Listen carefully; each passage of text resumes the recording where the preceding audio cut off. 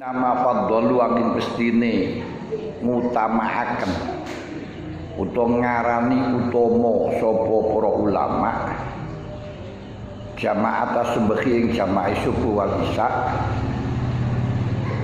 ngungkuli ngatasi jamaah sakliyane salat sampai asar pun li annaha krata mesne jamaah bima dalam subuh wal isya iku asyaqu abot. Mestinya kalau kita melihat di dalam hadis di atas bahwa sholat asar itu adalah sholatul wusta yang didhawuhkan oleh Allah Ta'ala dengan spesialis hafidhu ala sholawati wa sholatil wusta wa qumu lillahi qanitin. Tapi sekalipun asar niku sholat wusta, sholat yang punya keistimewaan, namun para fuqaha menilai fadilah atau sholat yang paling utama itu bukan asar, sholat jamaah. Sholat jamaah yang paling utama itu bukan asar, melainkan sholat subuh dan isya. Lu alasannya apa? Alasannya karena sholat subuh dan isya ini jamaah subuh dan isya ini paling abot. Nah sedangkan ibadah-ibadah niku sing akeh ganjaran niku sing abot. Makanya sedekah niku sing apik ketika waktu keadaan melarat dan lagi bakhil-bakhilnya.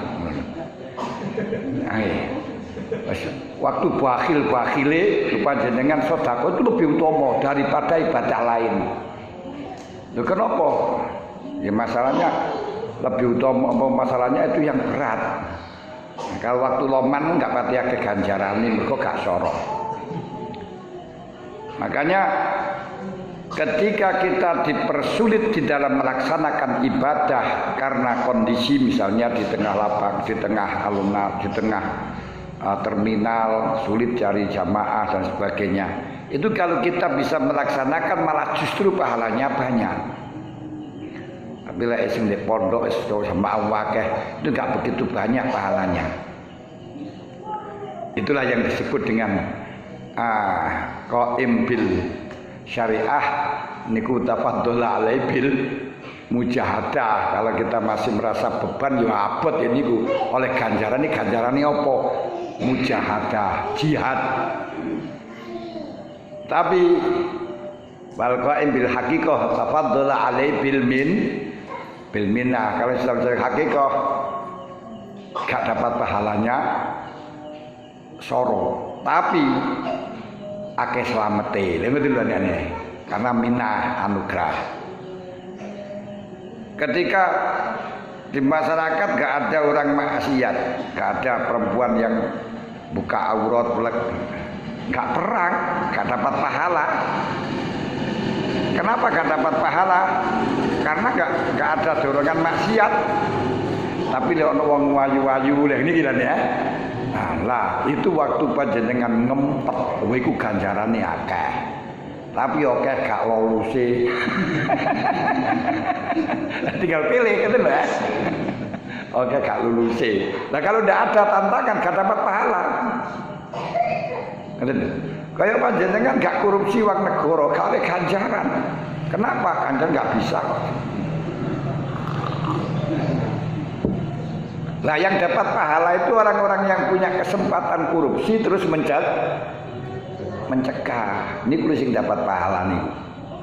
Makanya kalau dilihat dari situlah urip dalam kondisi apa saja sama saja untuk cara mendapatkan pahala itu banyak jalan, ada banyak jalan menuju pahala kan itu akeh. Ada. Qala Ar-Rafi'i kanat as-subhu sholata Adama. Menurut Imam Rafi'i, subuh niku asal usule niku sholatin Nabi Adam. Makanya sholat 5 waktu ini merupakan rangkuman daripada sholat-sholatnya para nabi-nabi dulu. Li Adama subkun wal Isya li Yunus wal zuhur li Dawud wal asar sholatu Sulaiman wal maghrib sholatu Yakub wal Isya sholatu Yunus alaihi salatu wassalam. Jadi makanya kalau di Islam munajatnya diterangno lentren apa Nabi Yunus kok sholatnya papat karena mensyukuri tentang selamatnya dia, selamat dari kegelapan malam, selamat dari kegelapan ikan, dan bisa melihat padangi srengenge niku alasannya sholat. Tapi yang jelas para nabi-nabi dulu niku sholat niku. Sholat Nabi Adam, kur sholat duhur tok. Makanya kalau sekarang itu ada orang sholat duhur tok ya mencene melok Nabi Adam kok aneh. Gitu. Sholat Daud, duhur sholat duhur tok ya sholat Nabi Daud. Lek subuh tok sholat Adam, asar sholat Sulaiman. Sing biasa ini maghrib tok. Karena maghrib kan gak enak di rumah sendiri, akhirnya jamaah. Nah, isya wis mulai. Makanya kalau bisa program dari Nahdlatul Ulama dulu niku sering disampaikan untuk bainal maghrib wal isya itu mbok yo masjid itu dihidupkan dengan pengajian untuk menunggu isya. Yang mbok niku sulam sapinah atau napa di digilir. Kalau kita gilir satu hari orang satu misalnya, kalau seminggu pisan kan berarti butuh orang 6 kalau Jumat berai gitu. Nah ini kan teman nanti memfungsikan dari teman-teman yang pernah ke pesantren, terus di rumah tidak pernah digunakan, dan ini dipakai di samping ngoten ya ben sregep karo jamaah. Biasanya kan kalau punya tanggung jawab juga berjamaah. Wong hanya sebentar. Maghrib itu dengan isya mulai kentong itu. Kentong sampai isya itu hanya 1 jam 5 menit. Terus dalam rangka ikhtiyat ditambahi 1 jam 10 menit. Lah 1 jam 10 menit niku kalau masuknya jamaah niku seperempat jam kait munggah, berarti tinggal 55 menit. Lah kok kalau sholatnya dengan wiridannya niku misalnya 20 menit atau selawi menit, tinggal setengah jam. Setengah jam itu sudah gak lama niku punan. Nah niku dipakai karo jagongan karo. Kenapa? Karena ketika tidak ada pengajian, terus gak ada kegiatan, tuh kok maghrib pulang, niki setengah lamun bisa datang. Apalagi ngerti ya tangeh lamun ya. Sulit punan. Nah, kata apa baru datang sudah isya, gak mungkin datang lagi. Apalagi terus delok sinetron barang muka, wah wis. Wallahu alam bisawab. Maka diusahakan antara maghrib dan isya diramaikan dengan pengajian. Kalau tidak pengajian istighosah, tapi istighosah setengah jam tak kuat sampean. Ngantuk sana, ngantuk. Tapi kalau dengan pengajian kan santai. Nah, untuk biar agak rame, agak renggeng, terus gelem disiapi kopi. Siapi kopi. Uang masjid digunakan kopi tidak masalah. Ketika sudah melebihi dari kebutuhan bangunan dan pun digunakan untuk kopi orang-orang yang mau pengajian di maghrib. Kayaknya lumayan kan. Nah, dengan ngopi terus ngenteni setengah jam tok ini ya. Ini coba Pak Haji Said di loh, nggih serius niki. Ditindaklanjuti yang semacam niki. Eman-eman, ukur setengah jam tok lho. Yakin niku pun kalau pulang terus gak teko nae. Ini loh. Kenapa? Karena jamaah Isya itu paling abot. Nah, niku paling enggak niku namung setengah jam niku. Nah, setengah jam. Gini gua Isya niku mulai tong ngantos Isya niku namung sak jam 5 menit. Tapi ikhtiyat ditambahi 5 menit 1 jam 10. Kan ya enggak lama toh. Enggak lama. Nah, lah 1 jam 10 niku berarti 70 menit. Itu kalau memang nanti munggahi 20 menit ya berarti tinggal 40 menit. Nah, 50 menit. Lah 50 menit engko wiritane barang kan ya. Nah, dengan mulai noto jamaah barang niku ya. Nah, golek 20 menit. Nah, itu tinggal setengah jam. Nah, iku kayak maca kitab Sunan Sabina kan ya ora sak oleh safasol to ya. Niku dibiasaaken.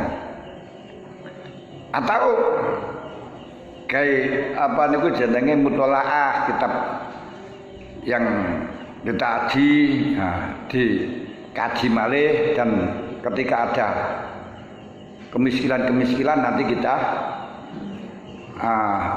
sampaikan, kita tulis, sing bingung sing di insya Allah akan terselesaikan. Niku penak, ngoten niku penak.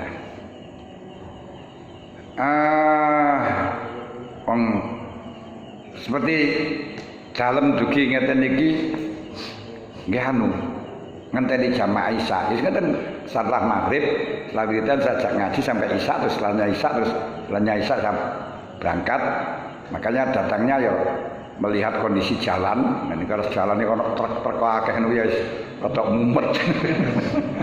Niki wau dugi Kediri ya tadi masyaallah truk gandeng-gandeng ini wis alhamdulillah ngono ini. Minggu ngoten. Itu ditindaklanjuti. Ini ku dikasih kopi. Mboten masalah niku, mboten haram niku, boleh niku dalam rangka untuk ngramekno targhiban lil musallin, targhiban bil dirasah ngoten lho. Golek gak gelem ngrungokno ya ngopi-ngopi tok wis pokoke sementing nunggu niku kan ya wis pantes to ngoten. Rono pakai dalile man hadzara majlisal ilmi bukan man darosa kan. Pokok sementing khat. Niki umpama tapi mbok iya kon. Ada. Paklam anna sholata temesune salat iku wajib apa salat bi awalil waktu kelawan kawitane waktu. Berarti mulai awal waktu ting niku sudah kewajiban. Tapi wajib niku wujuban kelan wajib muasaan kang bebas. Muasa itu apa? Jadi ada kewajiban yang mudoyak, ada kewajiban yang muasa. Kalau muasa itu masih santai. Nah, kewajiban yang santai masih bisa ditunda. Lek mudoyak tidak bisa ditunda lagi. Waktu muasa itu adalah suatu ibadah yang waktunya melebihi dari ibadahnya. Niku jenenge muasa. Karena puasa nggak ada waktu puasa karena antara waktunya pas, pres. Termasuk kalau sudah waktunya mepet, misalnya maghrib tinggal cukup untuk melakukan sholat 3 rakaat, berarti mudoyak. Mudoyak berarti tidak boleh diundur setitik saja, tidak boleh. Yang sehingga ketika tidak boleh diundur setitik saja, kita haram memperpanjang bacaan yang akhirnya sholat keluar daripada waktunya. Haram, tapi sah. Loh, lain kalau memang kita tidak dalam kondisi mudoyak. Panjenengan sholat mulai awal waktu atau waktunya masih panjang, terus bacaannya diperpanjang sampai keluar waktu, gak masalah. Loh, apa bedanya? Karena kalau yang terakhir tadi, yang kedua itu, yang apa itu, yang waktunya puasa masih lebar, itu tidak gegabah kita.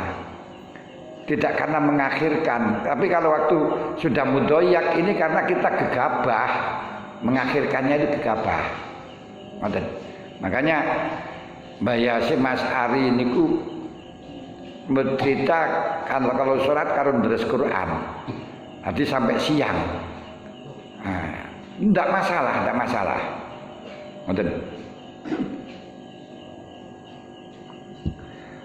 Sampai kapan batas puasanya? Falahu at-takhir an awali saking kawitane waktu ila waktin maring waktu ya sa'uha kang amot apa waktu ing salat tapi bisa ti ayak zima. Kalawan syarat yen to azm itu mengkoordinir anggota untuk melakukan sesuatu tapi tidak kontan, atau istilahnya azm niku program positif. Mengko jam sakmene aku tong dhuwur wah waktunya dhuwur wis nanti sholat jam sekian, itu wajib azm semacam itu. Kalau tidak azm mati maka maksiat, dosa. Jadi kalau tidak azm untuk melaksanakan itu berdosa. Lah azm di sini khas daripada salah satu macam azm yang wajib, yang secara umum, yang wajibnya yang secara khas. Nah, yang secara umum kedua kan azm am itu ketika kita sudah balik sanggup untuk melakukan apapun yang diwajibkan Islam, itu namanya azm am. Ketika kita sudah azm terus tidak melaksanakan karena ada uzur, di samping nggak dosa itu dapat pahalanya azm. Kenapa? Karena urutan perbuatan, baik niku perbuatan yang khair atau perbuatan yang negatif, maksiat, mulai dari awal sampai terrealisasinya niku ada tahapan 5 kali. Ada tahapan 5. Tahapan 5 itu pertama tahapan hadisun nafsi, kerentek. Kerentek khotir. Nah, khotir itu nanti akan dibagi. Kerentek ini jadi mulai awal waktu kerentek. Kerentek ini terbagi menjadi 5. Ada khotir robbani, khotir pangeran, ayo akan lakoni. Jadi gitu, khotir robbani. Kalau khotir robbani tidak mempan, nanti diganti khotir malaikat. Kowe lek gak nglakoni saiki gak nglakoni kapan maneh. Kalau nanti khotir malaki tidak mempan, khotir akli. Khotir akli ngakali wis mengko jam sakmene ae. Lho niki sing puasa. Mengko jam sakmene ae. Nanti kalau sudah selesai nutupno tandur iki, nanti kalau sudah selesai makani PT dan sebagainya, ini namanya khotir akli. Mulane itu kang ngakali. Lah ketika sudah khotir akli, ini nanti ketiba saatnya ganti khotir nafsu, khotir nafsani. Kok kepinginan ngene sik, nutup lagi nih, sik, arina sik, kepingin ini. Ketika kita sudah punya keinginan ini, khotir syaitani, masuk setan wis. Akhirnya dada, tahu-taunya, masya Allah, zuhurin tak sandeng itu lah. Kalau setan dada, wis bawa sepenting gue wis dosa gitu lah. Ini semacam itu khatir. Lah nanti khatir robbani itu terbagi menjadi 3 lagi, yaitu ada khatir robbani, ada khatir rahmani, khatir ilahi. Itu keluarnya robbani itu dari sifat kamal. Kalau ilahi dari sifat jalal, kemudian kalau Rahman dari sifat Jamal. Arti sifat Jamal, sifat Jamalnya Allah. Yes. Lah ketika kerentek, tapi kerentek-kerentek ini semuanya tidak dihitapi oleh Allah, gak oleh ganjaran, juga gak oleh dosa. Kenapa? Karena ada hadis ufiya min ummati ma jara fi qalbi hatta ya'mala aw yatakallama. Berarti orang yang ngangen-ngangen angen-angen ibadah tuh sholat ayo, tak sholat ayo, melok ngaji ayo, melok ini kerentek, ini gak oleh ganjaran. Misalnya ono wong wayu, waduh ya wayu nih teh, jangan ayu banget kan nih. Lim, niku gak kerentek, kerentek kayak ngoten juga gak dosa. Kenapa? Gak dosa karena datang sendiri. Datang sendiri tidak bisa ditolak dan tidak bisa dicari. Masya Allah, jan wahyu nih, wah jan wahyu ini kerentek yang ini. Apa jenenge khayal? Bukan khayalan, bukan bayangkan, enggak. Emang ada kerentek macam itu nggak bisa kita tolak. Ini nggak berdosa. Di samping nggak berdosa, ganjaran juga mendapat pahala. Karena itu itirori. Nah, nggak bisa kita hindar, hanya saja untuk menanggulangi biar tidak terjadi ada konsepnya, yaitu kita menyumpeti, buntoni pada hal-hal yang mengakibatkan masuk informasi kepada hati.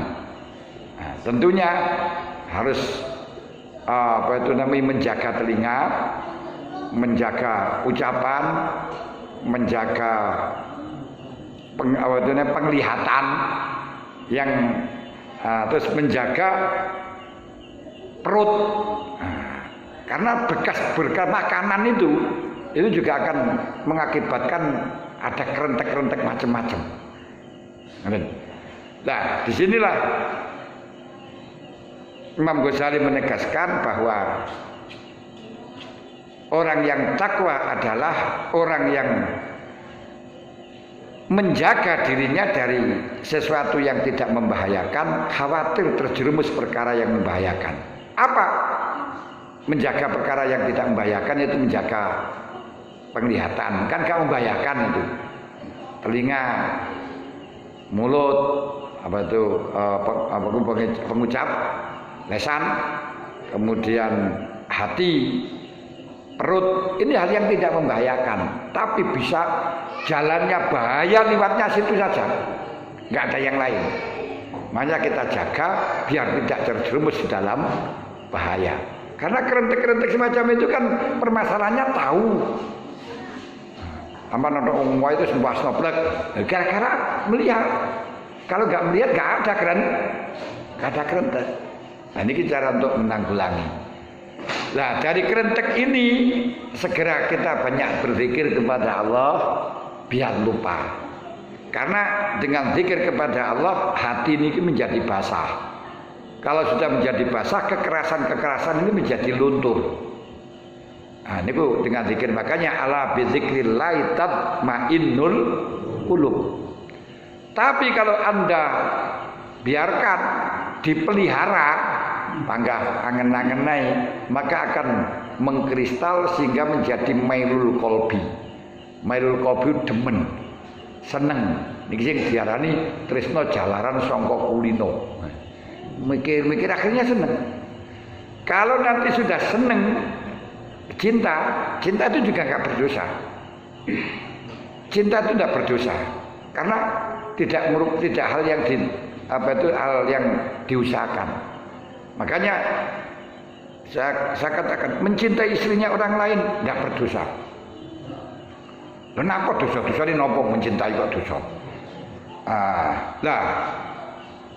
Ini masuk di dalam hadis tadi ufiya min ummati majara fi qalbi, apa yang berlaku dalam hatinya termasuk cinta ini tidak berdosa hatta ya'mala aw yatakal lama. Tapi kalau kamu omongkan di regulannya ya.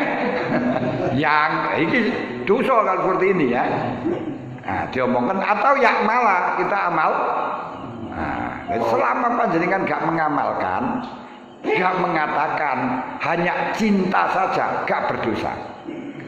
Bahkan kalau panjenengan tahan terus sampai mati, iskon, mati syahid.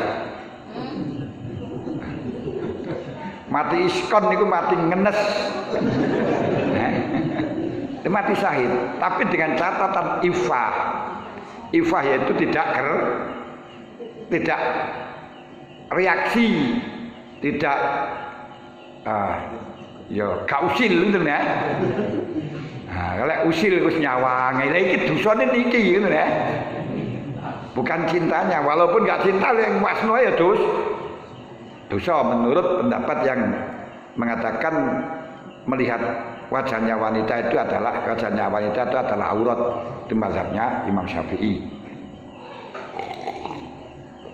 Tapi walaupun aurat tidak wajib ditutup untuk wajah. Karena wala tubdu zinatahunna illa ma dzahara minha. Karo wal yadribna bi khumurihinna ala bihinna, bukan ala wujuhinna tapi ala juyubihinna. Nanti kalau tambi. Nah, berarti wajahnya tidak.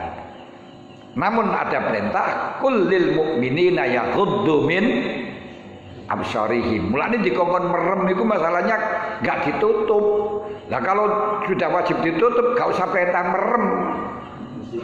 Lah buat apa merem sudah ditutup? Lho ngoten lho. Yaghuddu min absarihim mergo gak merem kok. Enggak harus dibuka, ya harus ditutup itulah. Nah, yang sehingga kita diperintahkan untuk ngerim. Ngerem niku maknane ngerim. Sama dah? Nah, ngerim meripat itu jenenge gen merem. Berarti bukan berarti merem niku kan jenenge mlaku merem itu tabrak rimen. Dadi maknane niku ngerim. Niku arane. Lah mlane orang mencintai istrinya orang lain itu bagus. Daripada benci pada istrinya orang lain, cinta, tapi jangan sampai pola. Nah, setelahnya di situ mailul qalbi atau makna cinta. Cinta kepada nabinya itu enggak ada masalah, enggak ada reaksinya, enggak ada dapat pahala. Kalau cuma cinta saja, makanya siapa itu Syekh Hasan Basri dalam kitab Ihya ditulis oleh Imam Ghazali, beliau mengatakan la yaghurrunaka qauluman almar'u ma'aman ahabbah. Jangan tertipu dengan orang yang mengatakan atau dengan kata-kata hadis bahwa seseorang akan dikumpulkan dengan orang yang dicintai. Loh, kenapa? Jangan tertipu dengan hadis itu. Loh, itu kalau dalam orang yang nggak paham dianggap melecehkan. Andai kata tidak, yang mengatakan bukan Syekh Hasan Basri, wah itu melecehkan itu. Jangan tertipu dengan hadis almar'u ma'aman ahabbah ini. Kenapa? Fa innal yahudiyya qad ahabba nabiyya hubban syadidah wa anna nasara qad ahabba nabiyya hubban syadidah. Wong Yahudi cintanya kepada nabinya luar biasa, Nasrani cintanya kepada nabinya luar biasa. Apa di situ akan dikumpulkan? Enggak. Kenapa? Karena hanya modal cinta saja, gak ada apa-apanya, itu itirori. Makanya kalau cinta dengan Syahrini gak kumpul, pokoknya orang melok-melok orang manut. Kata ya tapi abi amali geden ya. Nah, geden. Iku cinta. Maka kubul watan minal iman, akan menjadi iman kalau memang melaksanakan tuntutan cinta itu. Apa tuntutan cinta? Berarti menjadikan negaranya aman, bebas korupsi, bebas kolusi dan lain sebagainya. Itu namanya kubul watan. Tidak hanya kubul watan itu cinta dalam hati, gak bisa kita mengusahakan semacam itu. Nah, ngoten. Setelahnya kita cinta, ini kita gak segera banyak zikir, dipelihara terus akhirnya menjadi i'tiqad. Nah, i'tiqad ini adalah mantep 100% untuk mendapatkan. Nah, itu jenenge i'tiqad. Ini kalau diusahakan dapat dosa, kalau kebaikan ya dapat pahala. Makanya i'tiqad itu iman gini ku. Nah, di penting i'tiqad kita. I'tiqad itu kalau dalam negara gitu, kita tetap setia membela negara kita tetap sedia. Ini i'tiqad, tekad 100%. Tapi bukan kata-kata, kita sedia membela. Nah, ini namanya i'tiqad. Nah, belum azam. Nah, i'tiqad ini kalau dipelihara terus akhirnya menjadi azam. Nah, azam itu apa? Tidak hanya tekad mendapatkan, tapi sudah mengkoordinir anggota, cuman tidak secara langsung. Belum waktunya, besok takonon. Nah, mulane salati mengku jam sakmene ae salati. Zuhure mengku lek wis bar kiai. Itu namanya azam. Nah, karena azam ini sudah dikhitabi, makanya panjenengan azam itu sudah dapat pahala. Kalau tidak azam ini berdosa, sehingga kalau mati mata asian. Nah, makanya disuruh azam. Nah, wis mengkuai jam sakmene itu harus ada itu. Ya sebenarnya yang baik ya tidak azam langsung melaksanakan ya. Yang baik itu loh. Umpama terpaksa tidak melaksanakan itu harus azam. Nah, setelahnya azam baru terakhir nih niat qasdu syai' mutarunan bifi'li. Kalau azam ini terlaksana tidak terlaksana, kalau maksiat itu berdosa, kalau taat itu dapat pahala. Kenapa? Karena dawuhnya Kanjeng Nabi, idzal taqal muslimani bi sayfihima fal qatil wal maqtul finnar. Kalau ada orang dua sama-sama Islam membawa dua pedang alias duel, yang dibunuh dan yang membunuh neraka. Sahabat matur qalu al qatil ya Rasulullah wa ma balul maqtul. Kalau yang membunuh sudah jelas membunuh bighairi haqqin, tapi kalau yang dibunuh itu bagaimana dosa? Kanjeng Nabi dawuh li annahu hamma ala qatlihi, karena dia juga azam untuk membunuh, makanya berdosa, sama-sama nerakanya. Nah, oleh karenanya ketika awal waktu niku panjenengan sudah azam, kok ternyata mati, panggah oleh ganjaran. Lah, lek mati terus wah mudah-mudahan urip wah enggak. Ya karek ndelok supaya mati ya supaya penak mati. Nah, kalau gak kaya gitu kan urip ya malah nisana anak putu le. Lha wis tuwek terus ada guys gak apa-apa maka jaluk panjang umur ae. Wis gak apa-apa niku sing jenenge ira ardalil umuri niku. Mulane Kanjeng Nabi niku malah enggak minta panjang umur, tapi Allahumma inna na'udzubika min ardalil umuri. Jadi umur sing rodel, umur sing elek. Umur sing elek niku wis gak bisa apa-apa, gak manfaati nang wong, gak apa tapi nyibukno niku jenenge ardalil umur, ngoten lho.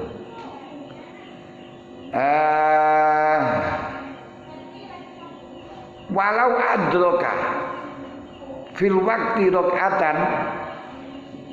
Nah niki jelas masalah rakaat